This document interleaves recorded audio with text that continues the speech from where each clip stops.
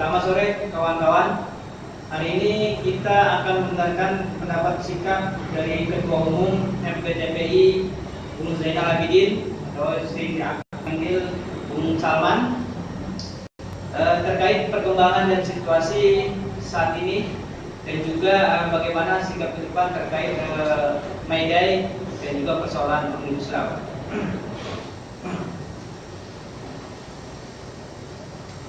Selamat sore, Bung. Selamat sore kawan-kawan semuanya yang pada hari ini sedang mantengin live streaming di Facebooknya masing-masing. Saya ucapkan selamat sore buat kawan-kawan buruh pada khususnya dan masyarakat Indonesia pada umumnya. Selamat bulan puasa, selamat menjalankan ibadah puasa di hari yang kedua ini. Oke, saya panggil Bung Salman aja biasa. Ya. Begini, bagaimana pandangan kita situasi di tengah-tengah pandemi pada saat ini? Kita sudah hampir 2 bulan lebih, ya kan? Ada beberapa persoalan yang kita hadapi pada masyarakat dan juga buruh. Yang pertama tentang terkait pembahasan Omnibus Law yang terus berlanjut walaupun notabene pada saat ini ditunda oleh pihak DPR dan pemerintah. Bagaimana? Ya, di tengah-tengah situasi seperti ini, yang pertama tadi terkait masalah di tengah pandemi COVID-19 ini, bahwa hampir 185 negara pada hari ini itu terkena jejak corona. Kemudian khususnya di Indonesia sendiri, di tengah-tengah maraknya kita sedang fokus terhadap pembahasan terkait corona, penanganan terkait corona.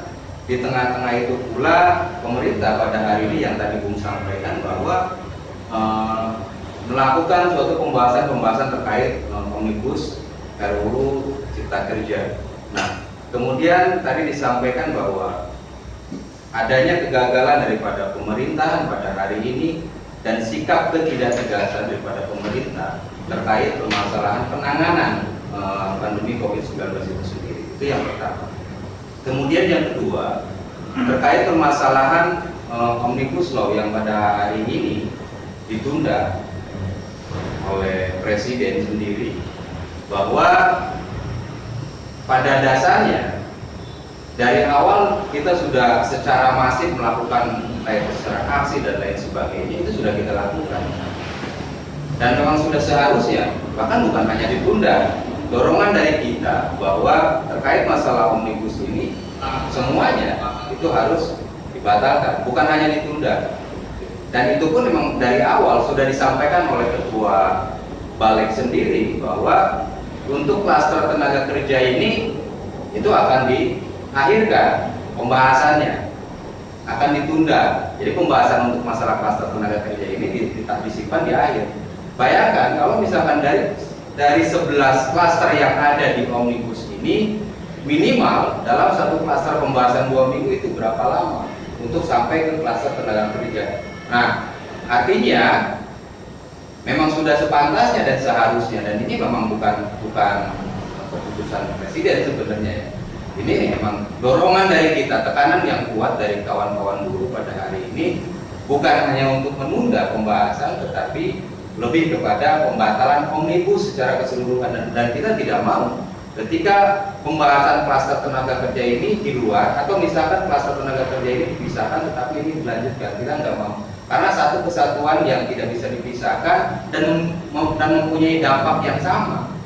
Ketika ini dibatalkan satu tidak, tetap saja yang menjadi korban pada hari ini nanti kedepannya adalah rakyat juga.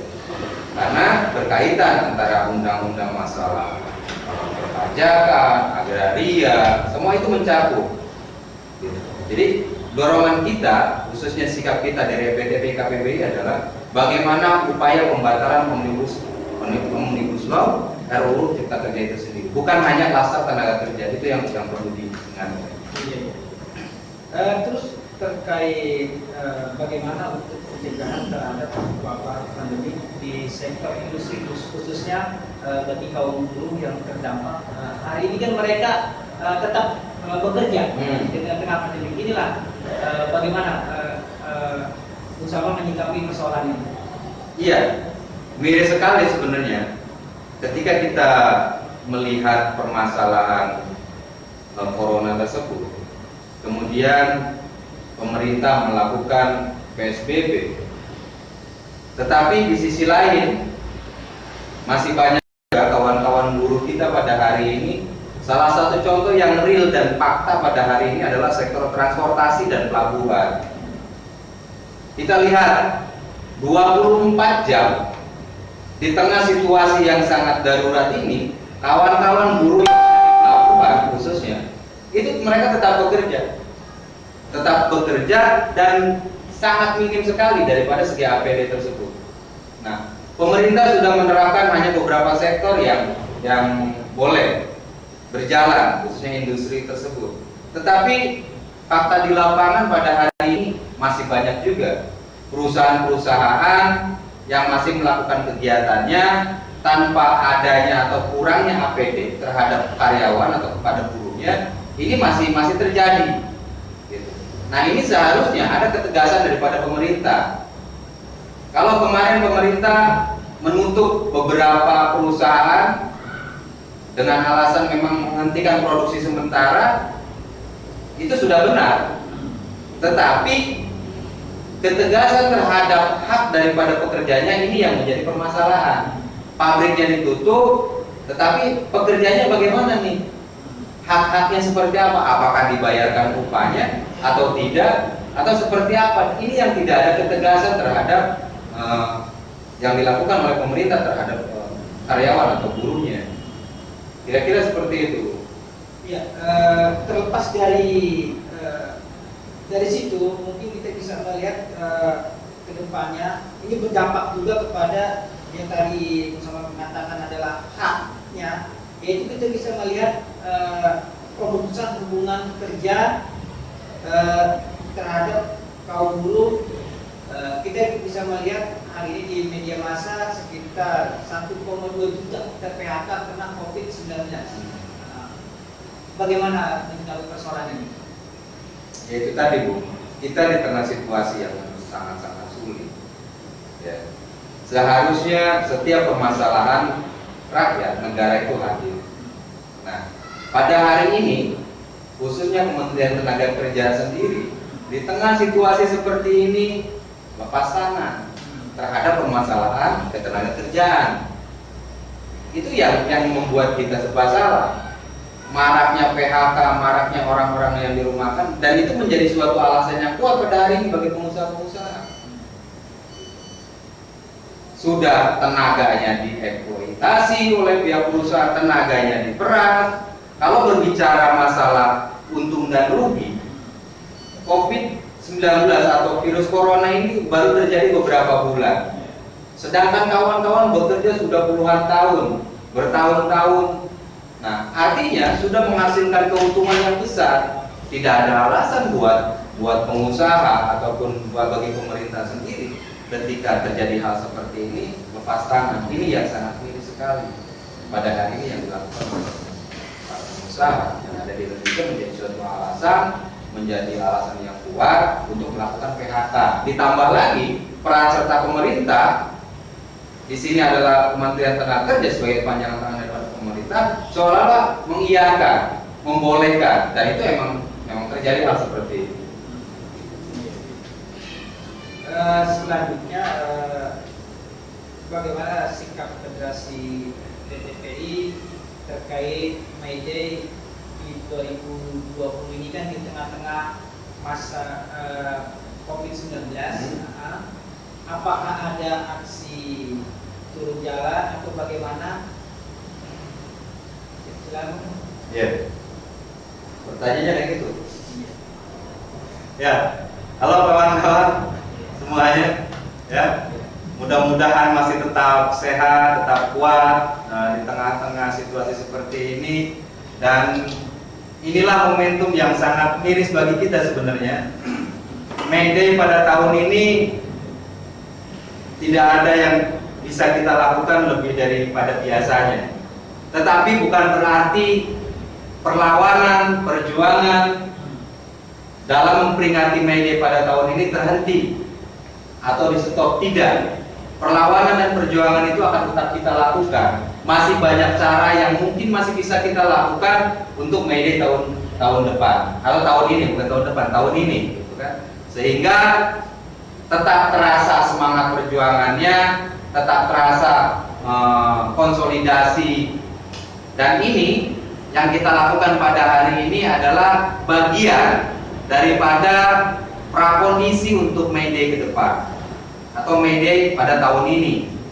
Dan bagi kami di FPTPI, sesuai dengan arahan daripada KPBI di dalam rapat Dewan Eksekutif Nasionalnya, bahwa memutuskan tetap kita melakukan kegiatan, tetapi bukan dalam artian kegiatan turun aksi ke jalanan, tidak. Tetapi ada beberapa agenda nanti yang akan kita lakukan di dalam May Day pada tahun ini. Yaitu tadi salah satunya adalah bagaimana propaganda yang lebih serius lagi di media sosial dan terkait masalah rakyat bantu rakyat ini. Ini harus perlu digalakkan terus, karena kita pada hari ini tidak bisa berharap kepada pemerintah sepenuhnya, tidak bisa. Ya, yang kita harapkan pada hari ini adalah bagaimana upaya kita sebagai rakyat mayoritas saling bahu membahu, bantu membantu, gotong royong. Nah, itu yang harus kita lakukan pada hari ini. Dan semangat May Day pada tahun ini adalah di tengah, walaupun di tengah situasi pandemik pada hari ini, tetap semangat itulah yang harus kita bangun, yang harus kita jaga, agar satu sama lain tetap saling merasakan bahwa kita adalah satu bagian yang sama. Apa harapan dari federasi ke depan Terkait dari persoalan-persoalan yang ada? Ya, kayaknya terlalu banyak berharap gitu deh. Harapannya adalah ya, di dalam situasi hal-hal seperti ini, tadi dari awal sudah kita sampaikan bahwa adanya Omnibus Law, adanya pandemi COVID-19 ini, kemudian seharusnya negara hadir di tengah-tengah hal tersebut, tetapi pada hari ini ketidaktegasan, kekurang jelasan aturan, ya. Kita kembali lagi pada hal masalah Omnibus tadi. Kalau kita berbicara harapannya dibatalkan. Harapannya dibatalkan Omnibus Law ini, karena sebenarnya semangat daripada RUU Cipta Kerja ini memangkas birokrasi yang ada. Semangatnya seperti itu. Tetapi pada dasarnya, pada kenyataannya adalah Omnibus Law keseluruhan ini tidak lebih daripada bagian daripada watak kolonial. Salah satu contohnya ketika kita berbicara masalah aturan undang-undang tenaga kerja yang ada. Undang-undang 13 sudah ada. Tetapi di dalam aturan ini sampai hari ini tidak ada pelaksanaan yang konkret di lapangan. Ditambah lagi sekarang mau mengeluarkan itu tadi klaster ketenagakerjaan, di mana ke depan anak kita ketika bekerja tidak mempunyai harapan yang jelas. Padahal ketika berbicara penghidupan pekerjaan yang layak, itu menjadi hak setiap warga negara. Ketika aturan ini dibuat, undang-undang Omnibus Law ini disahkan, bagaimana nasib anak kita ke depannya nanti. Itu terkait masalah kerjaan. Mulai dari status, mulai jenis pekerjaan yang boleh semuanya di outsourcingkan atau dikontrak. Kalau pada hari ini hanya beberapa sektor, ke depan ketika ini disahkan, maka semua sektor bisa dilakukan sistem kerja yang fleksibel ini. Gitu. Gua butuh, gua pakai, kalau nggak butuh ya terserah. Gitu. Nah ini. Kemudian berbicara lagi dengan aturan Omnibus Law yang lain, di dalam undang-undang agrarianya pun sama.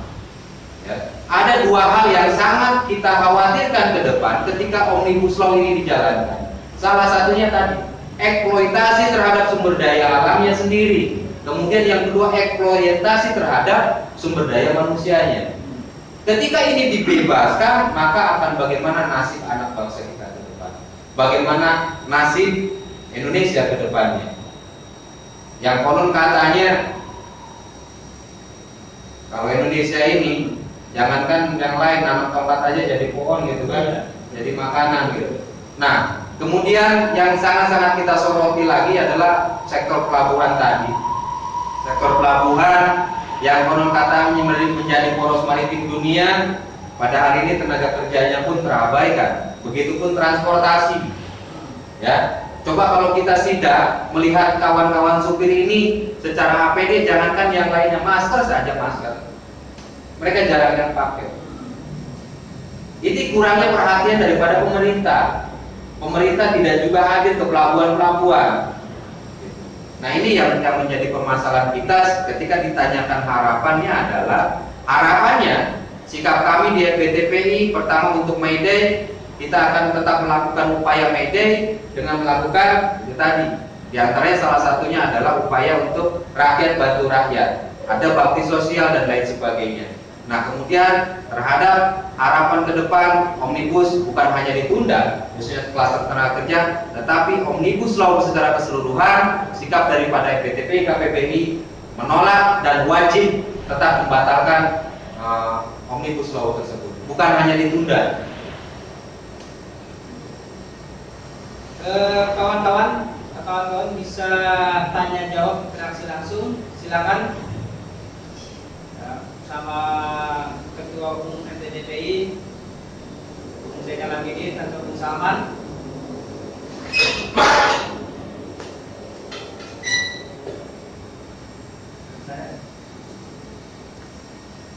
Ya, masih ada lagi? Iya, kita sambil nunggu Berbuka puasa. berbuka puasa. Iya, kita santai di sini, kawan. Tadi cukup menarik juga itu, saya mencatat juga terkait rakyat, bantu rakyat. Nah, itu apakah sudah ada program tersendiri dari FBTPI, terutama apakah dari Sembako atau bagaimana? Oh iya. Nah, bagaimana? Secara federasi maupun konfederasi, karena ini sudah menjadi hasil keputusan rapat di dalam KPPI tersebut, sehingga inilah nanti di dalam ide yang ada itu yang akan kita lakukan, ya berupa pembagian sembako kepada khususnya kawan-kawan yang terdampak COVID-19, baik yang ter-PHK tanpa pesangon, kurang ajarnya kan di sini, kemudian dirumahkan tanpa diupah, gitu kan. Nah, ini bagi kawan-kawan anggota kita yang memang terdampak COVID-19 ini, itu yang akan kita prioritaskan untuk mengisi program daripada agenda kita di tanggal 1 Mei nanti. Apakah dari FBTP sendiri atau dari konfederasi itu, kemarin kan ada informasi adanya lumbung pangan gitu. Bagaimana itu? Ya. Nah, ini kan ke depan kita menyikapi bahwa yang dikhawatirkan, ya, kekhawatiran itu perlu ada. Yang dikhawatirkan kita adalah dari kawan-kawan gerakan buruh bahwa ke depan dikhawatirkan adanya kelangkaan pangan, ya, adanya kelangkaan pangan karena situasi hari ini semakin tidak jelas juga terkait pasokan barang atau bahan pokok yang biasanya lancar, sebenarnya pada hari ini pun di pasaran memang sudah jarang. Itu yang pertama. Dan untuk mengatasi hal tersebut, kami kawan-kawan dari KPPI sendiri mempunyai inisiasi untuk bekerja sama dengan kawan-kawan petani. Nah, ini salah satunya itu tadi, lumbung padi tersebut, ya, sehingga ketika nanti situasi saat ini untuk jaga-jaga adanya kerjasama ini dengan kawan-kawan daripada petani untuk menjaga krisis pangan terjadi tersebut, sehingga khususnya kita dan rakyat miskin kota lainnya bisa mendapatkan akses pangan tersebut. Harapan kedepannya seperti itu untuk masalah lumbung padi. Apakah sudah berjalan, artinya seperti sembako dan sebagainya, untuk menopang kebutuhan? Sekarang hari ini kita lihat bahwasanya buruh yang PHK maupun tidak ini kan kesulitan sembako dan begitu tingginya harga. Itu apakah dari federasi sendiri menyiapkan itu untuk anggotanya atau bagaimana? Ya. Sebagai bentuk tindak lanjut daripada kerjasama tersebut, yaitu tadi kita bekerja sama dengan kawan-kawan dari KPPI dan Serikat Petani di di sini mengupayakan sembako, khususnya beras, yang memang secara harga itu jauh daripada di pasaran. Gitu. Yaitu tadi untuk menyasar orang-orang yang terdampak daripada COVID-19, yang ter-PHK dan lain sebagainya. Itu yang kita prioritaskan terlebih dahulu. Dan ketika ada lebihnya, tidak menutup kemungkinan pangan tersebut kita salurkan juga kepada rakyat miskin kota lainnya. Sampai saat ini sudah belum berjalan? Sudah berjalan. Itu sudah berjalan, dan ini kedua kalinya sebagai bentuk tindak lanjut kita, gitu kan? Karena hari ini pun ya beras itu kan ya mungkin kalau untuk hari ini dan bulan ini mungkin masih bisa dijangkau. Tetapi ke depan setelah Ramadan, kemudian di antara bulan Mei, Juni, Juli tersebut, nah ini yang kita khawatirkan gitu, secara kelangsungan pangan, sehingga itu menjadi prioritas buat kita ketika kita ada kerjasama dengan KPPI dan kawan-kawan dari petani untuk menyediakan pangan yang memang terjangkau oleh khususnya anggota kita. Harganya ekonomis lah. Harganya ekonomis, sangat ekonomis. Kemudian persoalan yang hari ini kan di tengah-tengah kawan-kawan juga ya, kan kita udah bahas masalah kesehatan dan sebagainya. Kemudian rencana untuk May Day ke depan, untuk esok itu kan bagaimana? Apakah ada kegiatan selain dari baksos tersebut? Ya, tadi sudah kita sampaikan bahwa untuk May Day tahun ini, sesuai dengan instruksi daripada KPPI sendiri, kita tidak akan turun ke jalan. Karena yang kita prioritaskan pada hari ini adalah bagaimana upaya kita menjaga kesehatan dan keselamatan anggota. Tetapi bukan berarti tidak ada kegiatan. Ada kegiatan. Salah satunya adalah untuk mengisi May Day pada tahun ini, kita yang sudah disepakati di dalam rapat dan itu menjadi program kita di dalam May Day nanti adalah pemasangan spanduk secara nasional. Bukan hanya DKI Jakarta, tapi secara nasional, serempak, di hari yang sama, di tanggal yang sama. Itu salah satunya, yang pertama. Kemudian itu tadi, karena kita tidak bisa turun untuk aksi, sehingga bagaimana upaya kita, perlawanan kita masih tetap harus berjalan juga, maka media sosial menjadi salah satu sebagai corong propaganda buat kita juga. Di tengah situasi seperti ini, media sosial pun sangat-sangat berperan, dan disitulah nanti salah satunya adalah kampanye-kampanye lewat media sosial juga, entah itu orasi, kemudian masalah poster-poster dan lain sebagainya melalui media sosial. Kemudian yang ketiga itu tadi, rakyat bantu rakyat. Ada bakti sosial yang memang yang hari ini harus kita lakukan di tengah situasi yang tidak. Itu rencana untuk bakti sosial berapa banyak kira-kira? Nah, kalau untuk masalah berapa banyaknya itu menjadi pembahasan di kawan-kawan KPPI, kan? Untuk masalah targetan anggota berapa, karena kita pun sedang mendata pada saat ini, karena itu belum bisa dipastikan juga, karena kita masih menunggu data-data yang masuk dari setiap federasi yang ada di KPPI. Nah, sehingga belum bisa ditentukan berapa sih jumlahnya untuk bakti sosial tersebut, kawan-kawan yang ter-PHK. Jadi kita masih dalam tahap pendataan berapa ratus anggota KPPI yang ada di federasi yang ada di KPPI, anggota-anggotanya ada berapa ratus yang ya, saat ini kan kita bisa lihat situasi saat ini memang di tengah puasa, kemudian kawan-kawan harus bekerja. Tapi ada nggak di beberapa basis yang sudah mulai di lockdown itu untuk menjadi beberapa perusahaan yang itu dirumahkan? Ya, kalau di FPTPI sendiri pada hari ini, kalau PHK tidak ada ya. Yeah. Kalau PHK belum terjadi, tetapi ada basis yang memang dirumahkan dan upahnya itu dibayarkan 50%. Nah, ini kan sebenarnya bagi kita di DPP ini hal yang luar biasa.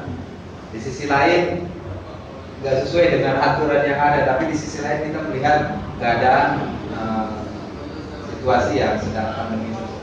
Selain dibayar 50%, ada beberapa lagi nggak yang bayar upah penuh? Ada dirumahkan mereka kan. Pertama di rolling, kemudian dirumahkan, tetapi ada dibayar secara penuh. Gitu.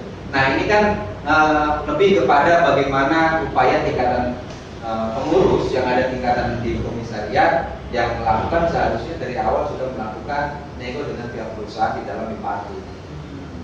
Semakin kuat proses kawan-kawan pengurus melakukan bipartit di tingkatan perusahaan, maka semakin besar kemungkinan walaupun ketika dirumahkan upah mereka tetap dibayar. Yang miris pada hari ini yaitu tadi melihat kawan-kawan buruh yang baik di tengah situasi corona tersebut, kemudian di PHK tanpa diberikan pesangon, dirumahkan pun tanpa ada kepastian upah, manakala saat ini sedang menghadapi bulan Ramadan. Ya, terkait ke depan kan kawan-kawan buruh yang dirumahkan, kemudian yang masih bekerja, ada beberapa yang masih bekerja, terkait juga hari raya, apakah dari federasi ada suatu posko seperti apa? Iya. Kalau dulu kan di tengah situasi normal, kita biasanya membuka posko pengaduan terkait permasalahan THR. Ya kan? Cuman yang menjadi permasalahan pada hari ini, Kementerian Tenaga Kerja sendiri yaitu tadi mengeluarkan surat edaran terkait kemudahan bagi pengusaha untuk mencicil THR pun diperbolehkan. Nah ini yang sangat-sangat timpang bagi kita gitu kan.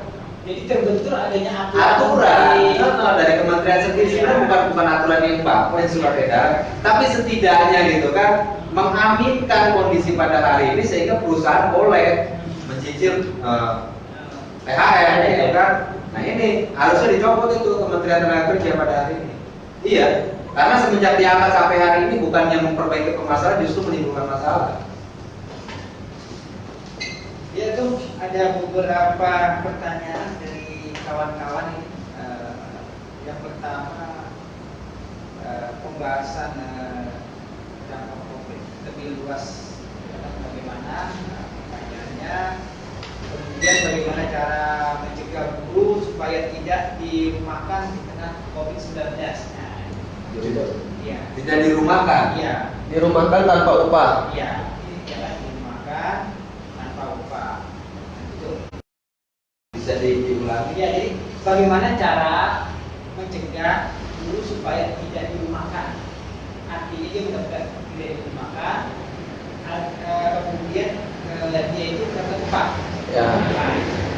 Jadi bagaimana cara mencegah buruh yang dirumahkan tapi tidak mendapatkan upah gitu. Mencegah buruh yang dirumahkan tidak mendapatkan upah. Iya. Nah itu tadi yang menarik di pembahasan awal terkait masalah hak buruhnya itu terkait usaha upah sendiri. Ketika ada organisasi di tempat kerja atau di tingkatan komisariat, maka salah satu upaya adalah melakukan bipartit yang dilakukan oleh pihak-pihak pengurus yang ada di tempat kerja. Itu salah satu upaya untuk mencegah ketika dirumahkan tidak diupah. Salah satunya adalah itu tadi penguatan, melakukan lobby, melakukan negosiasi dengan pihak perusahaan. Ketika memang toh harus dirumahkan, upah kita tetap dibayarkan. Jadi salah satunya. Ya, ini kan pertanyaan dari Bung Dedi Kurniawan. Pertanyaan. Kemudian dia juga meminta pendapat terkait pembahasan dampak COVID lebih luas. Ini artinya ke depannya ini seperti apa gitu kan belum ada langkah dan kepastian gitu. Ya secara federasi pencegahan atau bagaimana seperti itu. Nah, kalau secara federasi ya, sama. Karena seperti ini adalah tugas dan kewenangan daripada pemerintah. Kalau dari gugus tugas sendiri mengatakan bahwa akhir daripada COVID-19 ini kemungkinan besar di akhir tahun 2020, gitu kan? Seperti itu. Nah, itu. Jadi bagaimana, kapan dan mau selesainya kan itu kita nggak bisa memastikan. Yang perlu kita pastikan adalah bagaimana upaya kita, khususnya organisasi. Makanya kenapa tidak turun ke jalan itu adalah bagian daripada menjaga keselamatan dan kesehatan daripada anggotanya. Salah satunya itu. Kemudian selalu mengingatkan bagaimana tata cara hidup yang sehat. Iya. Dan dengan adanya corona ini, jujur saja, kita harus jujur pada diri kita sendiri bahwa kita diajarkan hidup sehat. Yang sebenarnya memang sudah diajarkan dari jauh-jauh hari. Seringnya cuci tangan, gitu. Nah itu salah satu upaya untuk mencegah dan mempercepat COVID-19 ini berlalu. Kira-kira seperti itu. Ya. Jadi demikian Bung Dedi Kurniawan, jawaban dari Ketua Umum FDJPI. Selanjutnya terkait menyikapi persoalan, kita juga panjang lebar tadi membahas persoalan dari Omnibus Law, kemudian juga COVID-19, dampaknya adalah PHK, Bukannya PHK. Ya, kemudian juga implementasi ke depan kayaknya muncul beberapa media juga membuat tagline berita adanya warga miskin baru, bisa nggak dikatakan?